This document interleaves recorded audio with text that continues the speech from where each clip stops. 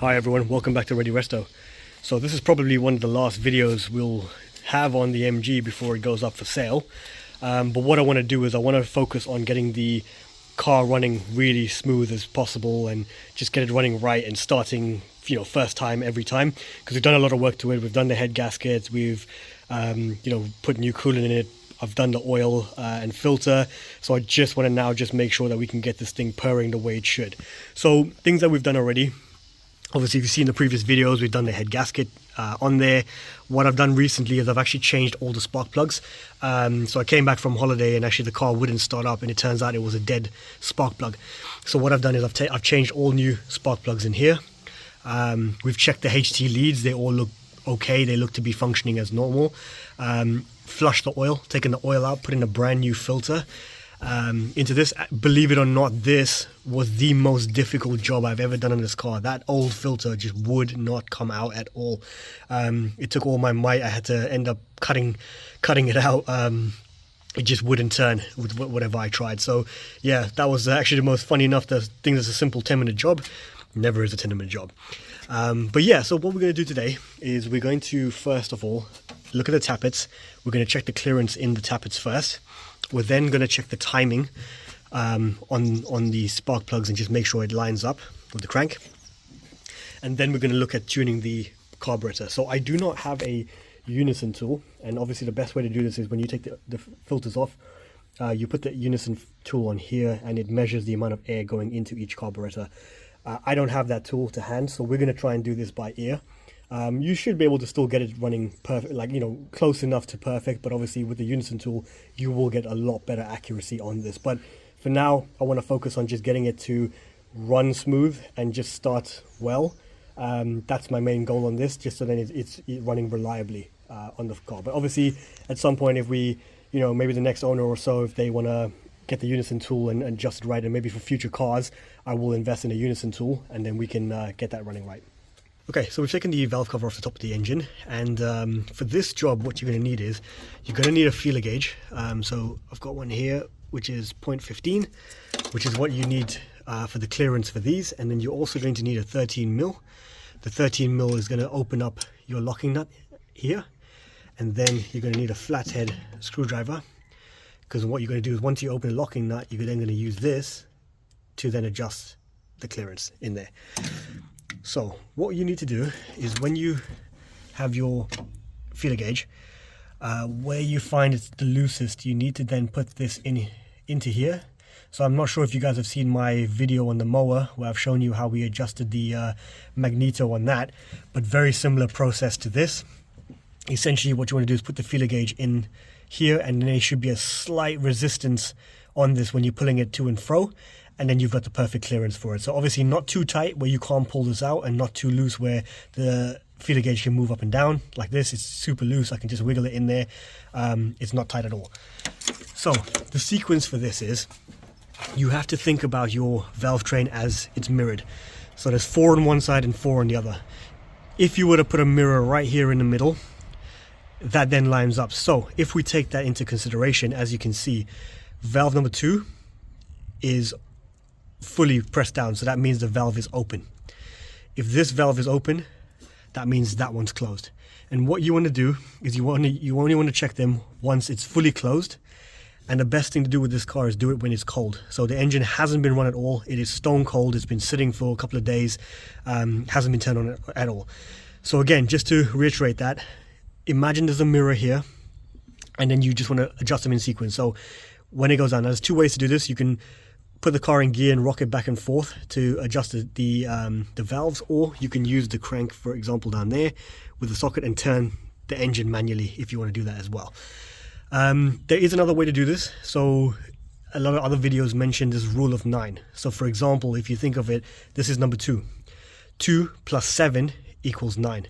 So then it's valve number 7. Now, if you want to avoid all the complex mathematics in doing this, like I said, the simple method is to just think of it as a mirror, and then you work it that way and work it backwards. So let's get into it.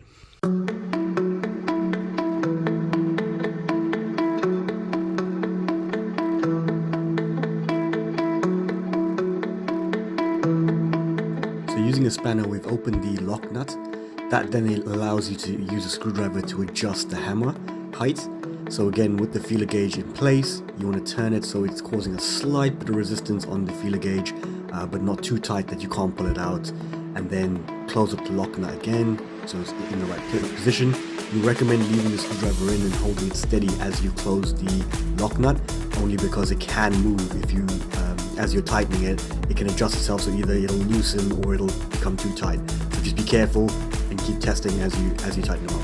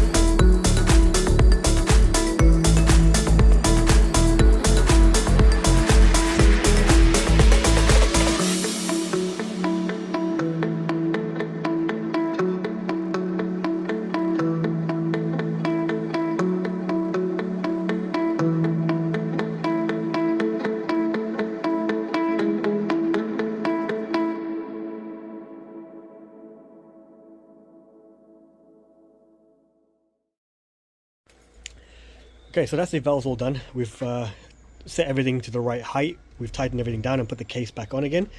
So next is the timing. So what we've got here is a timing gun, and this is what you want to use to test the timing of your engine. This was about £25 on Amazon, so not expensive in the grand scheme of things just to get this right. So what it does is it connects one terminal to the HT lead, so on cylinder 1 in this case, which is closest to the crank. The other cable connects to a battery. Now obviously on this car the battery is in the back and not in the engine bay, so in this case I've just borrowed the battery from the mower just to power the gun while we test it out. So the key thing is that this is connected to the HT lead, because that then sends a signal for the timing. So if we take a quick look down here, if you can see in my screen, just try and get that right. So if you have a look there, there's a red marker. That red marker there is your timing indicator. Now when you're looking at it now, there'll be a marking on the crank itself, and on the crank pulley that should be within 10 degrees plus or minus off that red mark, and then that would tell you definitively where your positioning is. So I'll start the engine and I'll show you an indication of it running with the gun pointed at it so you can see the marker, and then we'll have to adjust the timing for this car.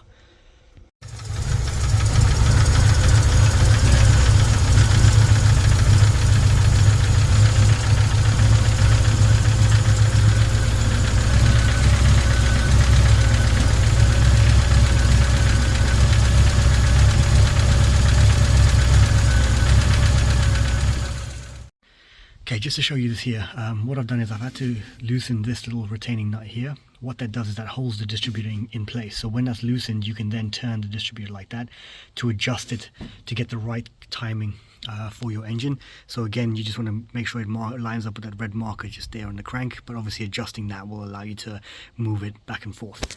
I did have to take the dipstick out to do this. Obviously, we will put that back in before we turn the engine on, just to make sure it's running right. But also something just to note is you need to disconnect this little vacuum tube here that goes on top of the distributor. That uses the manifolds. It just connects up to that little black connector there. That uses manifold pressure, manifold vacuum, sorry, to just adjust the timing on the engine. So we want to disconnect that so we can do it and just manually move it to get it to the right place. So what I'm going to do is I'm just going to put a little bit of blue tack on that end there, just so it just stops it from using the pressure, vacuum pressure. Cool, let's get into it. All right.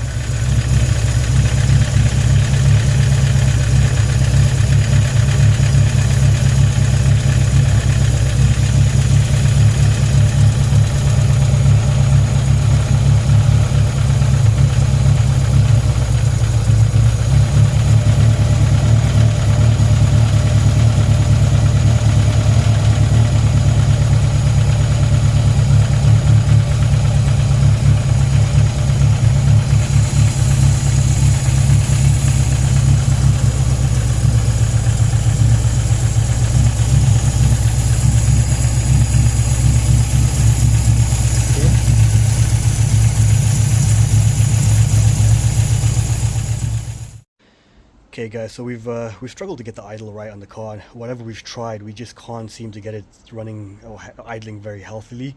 We've tried different points on the timing. We've adjusted everything. We've checked the spark plugs. We just can't seem to get it right. So we thought, let's go back to the basics. Maybe perhaps it's a vacuum leak somewhere along the line. So we just decided to investigate a couple of points. What we have noticed is, if you have a look there at the top of the distributor, that was actually where the gray residue is. We've actually repaired that. So what had happened was, I think it had a very, very fine crack along it, and it was allowing unmetered air through. Now obviously to the naked eye we couldn't see it by just, you know, when you're just holding the attachment and the cable, you can't really see it. But obviously when we sort of maneuvered it a little bit, then we were able to see that it was actually broken. So we've repaired that now. It seems to be running a bit better, but it wasn't perfect. So we just had to go around the car again and have a look at whatever we could. We used our ears just to listen to anything where we could sort of hear an audible leak or something like that. So what I've done is we actually identified that this at the back here. So obviously when we did a head gasket, we put the original bolts back in again, but it seems like obviously that one at some point had been replaced by the previous owner. So this one here actually wasn't holding any tension, so it was quite loose. So I think with the heat and cooling cycles after driving the car, I think they've just worked their way loose again. So I've replaced that with another 13. Seems to be holding very well now. And then again, we just torqued the back one as well, just to make sure it's tight as we can. This cable was a little bit frayed. I put some on there just to double check, but it doesn't look like that was actually leaking. It was just, I think with heat, something had just touched the outer edge of it, but it hadn't penetrated all the way through. But I just sort of covered it up just to try and check, but it doesn't seem like that is anything to do with it. But we'll just leave it on for the time being. And then we obviously, as well with the valve cover as well, we decided to put some gasket maker on there just because we've obviously taken it off now to do the valves. It's a cork gasket, so we just thought, okay, let's just give it a little bit of a extra helping hand on that. And then with the thermostat pipe as well, these three were slightly loose. I think, again, heating and cooling cycles, old bolts. So we torqued those down again, and that seems to be doing pretty well now. So after doing all that, it seems like we were on the right track, but again, we still couldn't get it to, it was still slightly off. So what we did was we actually came around the back, we carried on to inspect it, and we noticed, if you have a look down there, there's a little bit of oil and stuff down at the back, so I just need to clean up the last few bits. But behind the heat shield there, that's the valve gallery cover. So it was actually leaking from the bolts that actually holds the gallery cover onto the engine. And it was sort of oil just progressively coming out there. So obviously there was a sort of a gap in it, essentially. So what we did was we sealed that up again. And now we seem to be getting to the right point. But, however, so doing a little bit of homework again, we try to put it to 10 degrees over top dead center. So I'm just going to show you the markings here really quickly. Ooh, bear with me. Okay, so now it's in focus. I'm going to avoid putting my hands on there, so I'll mark it on the screen for you guys. But the red marker at the top there, that is the top dead center marker. And then if you have a look now, I've made a couple more black markings along the line. Now, this took a lot of research. I looked at various videos, photographs, just trying to figure out, where the positioning is, because one, we don't have a gun that can measure the degrees angle, but also I don't have a dwell meter either, so we were sort of stuck in a little way to try and get this car to run correctly. So what I actually discovered was there is a little there's another marker here towards the bottom of the crankcase cover, and that marker, when I looked at pictures, that signifies where the 20-degree marker would be. So on some other engines that are of different years, they have like a groove sort of similar to this. They have something with teeth on it, but it sits between there, and that's the marker of like top dead center 5, 10, 15 and 20 in terms of the degree markings. And so my engine, just to make things easier for us, doesn't have it. So I've sort of had to just use some sort of mathematics and pictures to try and work out where that would be. So using the red marker as the top dead center, and then the bottom marker that we've discovered as the 20-degree marker, measure the distance between that, which was 3.5 centimeters. So divide that by 2, 1.75, that gave us a 10-degree marker. And then if you take the middle distance between the other two, that gives you your 5 and your 15. So looking at research on different people doing their timing, now a lot of people said it needs to be 10 degrees after top dead center, but we have found that this car runs really well when we put it at about 15. Now it does have, we also have discovered that it has an electronic points. So someone has changed out the original points for an electronic one. I don't know that, I don't know, maybe drop it in the comments if you do know. I'm not sure if that makes a difference to the timing or how it runs, but for us, we've set the timing to 15 degrees, near about where we can get the marking, and that then gives us a beautiful smooth run. The engine starts really well, it drove really well, and it just seems to be running right at that point. So I also did revert back to the original video before we touched anything and the car when it was running, and it was roughly about 15. So I don't know, again, I don't know if it had something to do with the points or not. You guys, if you know better than me, drop it in the comments, let us know for anyone else trying to look into the issue. But yeah, 15 degrees seems to be the marker for this car. So I'm just going to start the car up now again, and I'll show you the marking as it is when the engine's running.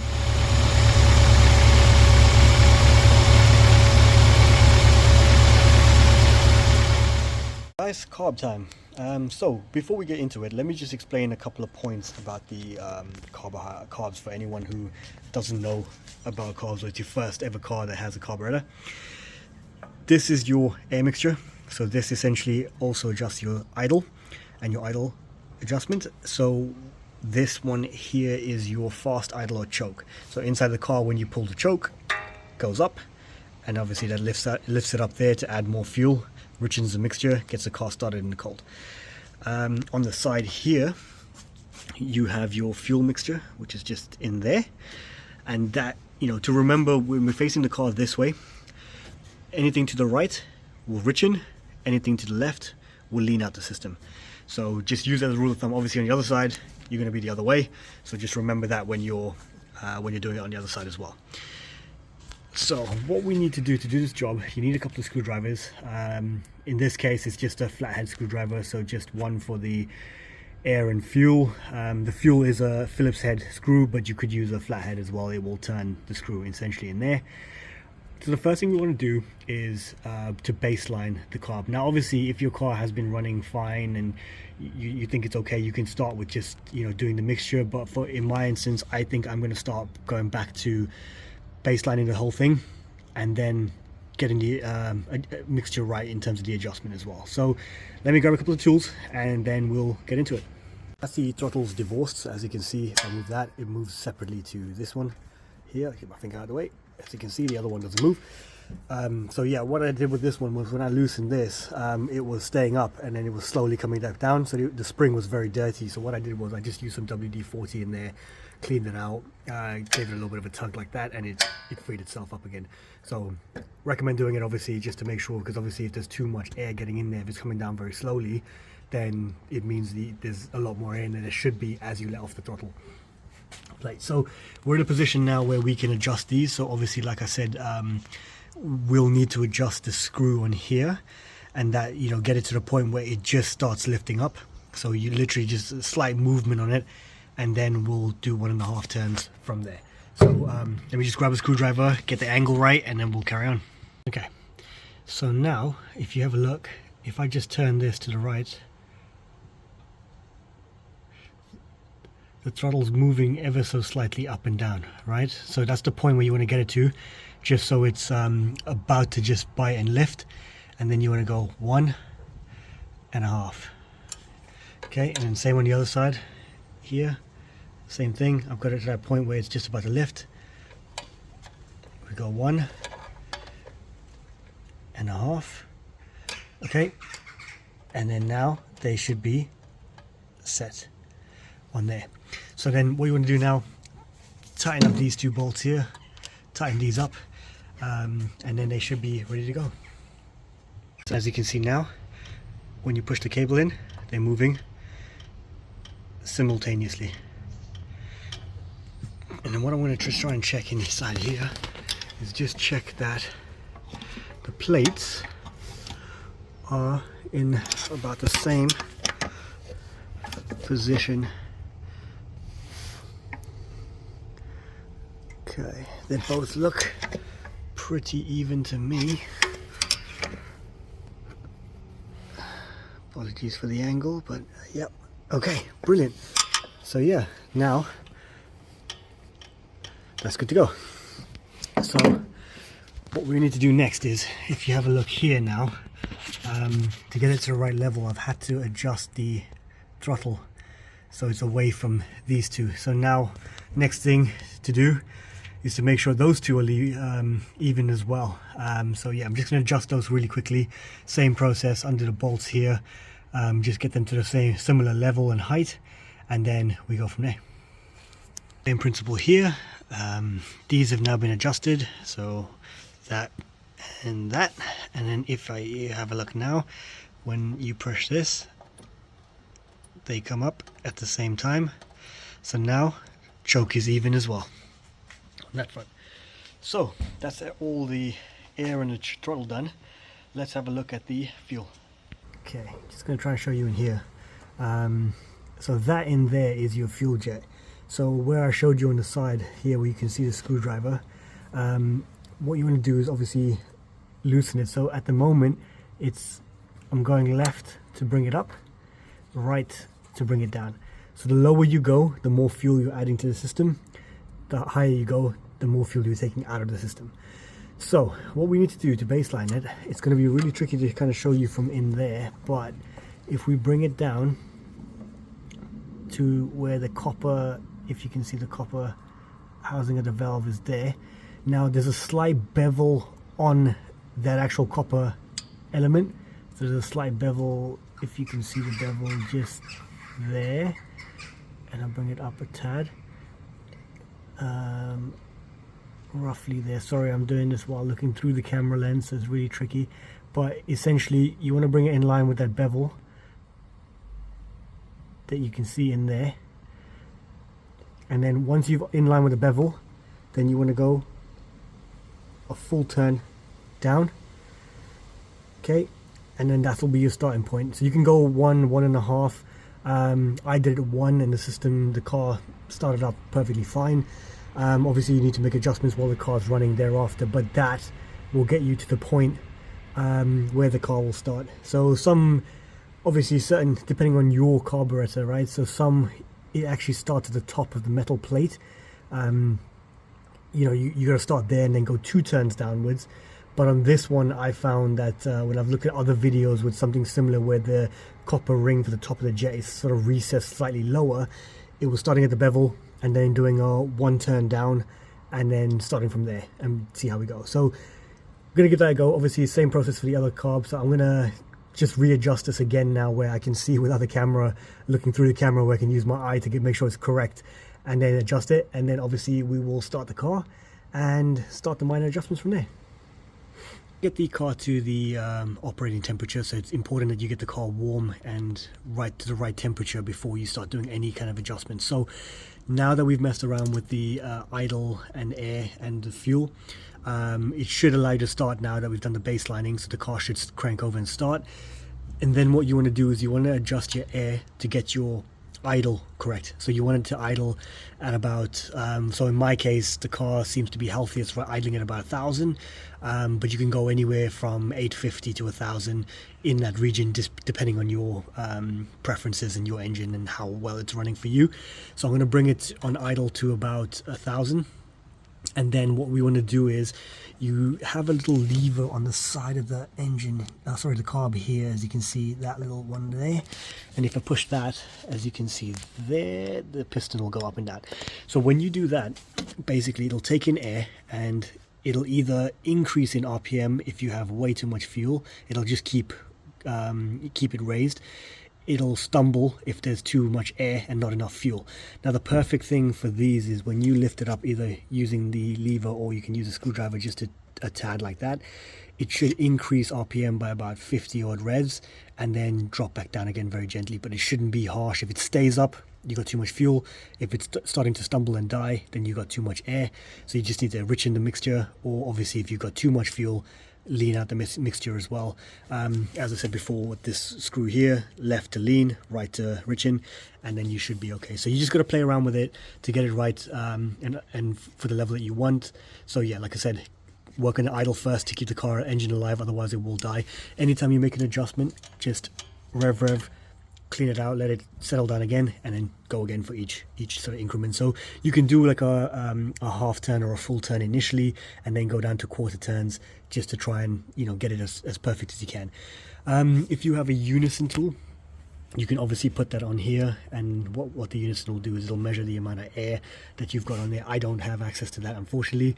So what I'm going to do is I'm going to just try and do 2 things by ear to make sure that they sound like they're sucking the same amount, but also you can see by the piston height as well. So if it's got too much, one is sometimes higher than the other. So we can just do it by eye and ear in my case. Let's get to it. It's warmer now, but as you can see, if I put the choke in, the engine is going to go and it's going to try and die. It'll just keep dropping, so that means that the idle is way too low. So what we need to do is we need to go to the engine and increase the RPM slightly to bring it back up again to where it needs to be.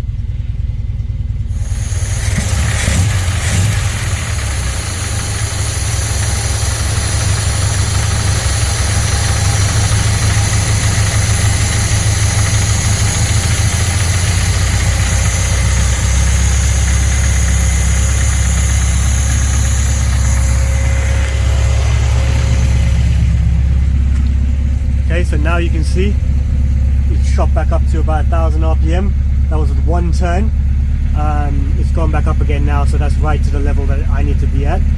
So just let it carry on warming up a little bit and then just carry on adjusting. So again, same thing, you just want to go a little bit at a time. Like I did a full turn there, but obviously do it depending on where yours is sitting.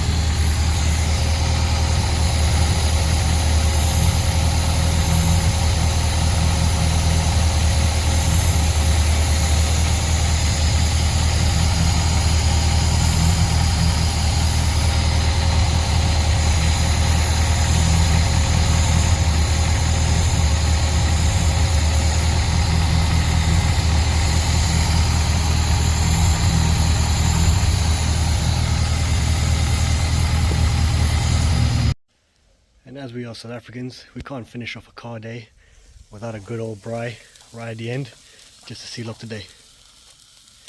If you enjoyed this video and it was useful, please like and subscribe. Thank you.